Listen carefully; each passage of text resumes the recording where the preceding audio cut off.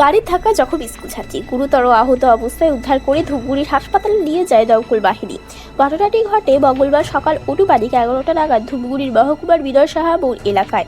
স্থানীয় কথা, এদিন ওই স্কুল ছাত্রী মাগুরমারির থেকে ধূপগুড়ি সাইকেলে করে পড়তে আসার সময় একটি টাটা ম্যাজিক যাত্রীবাহী গাড়ি এবং একটি বাসের গাড়ির মাঝামাঝি পড়ে যায়।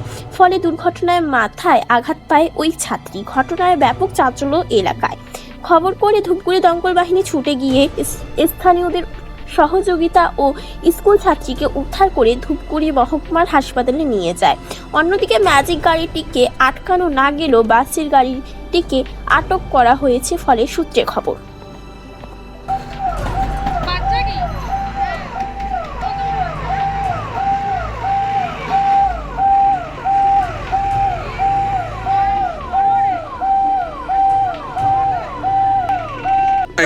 ঘটনা বলতে মনে হয় স্টুডেন্ট কলেজ যাচ্ছিল। আচ্ছা, হ্যাঁ, কলেজ যাওয়ার পথে ওই বাসের গাড়ির সঙ্গে ধাক্কা লাগছে। ধাক্কা লাগার পর তো অ্যাক্সিডেন্টটা গুরুতর হয়েছে, মাথাটা ফেটে গেছে একদম। হ্যাঁ, চোট গুরুতর হয়ে গেছে। ছাত্রী ছাত্রী কোথা থেকে কোথায় যাচ্ছিল? কলেজ ছাত্রী, পাইকের পাড়া ওই তালপুকুর দোকান থেকে সুকান্ত মহাবিদ্যালয় মনে হয়। আচ্ছা, ঘটনাস্থলে ফায়ার ব্রিগেড আসছে?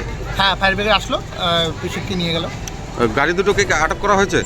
হ্যাঁ, গাড়ি দুটোকে আটক করা হয়েছে বলতে গাড়ি দুটোকে চলে গেলো, এখানে স্কুলের মাঠে ছিল। হ্যাঁ, এখন তো ওইদিকে চলে গেছে, পালিয়ে গেল। আমরা ধরবো। হ্যাঁ, পালিয়ে গেছে, আমরা ধরবো।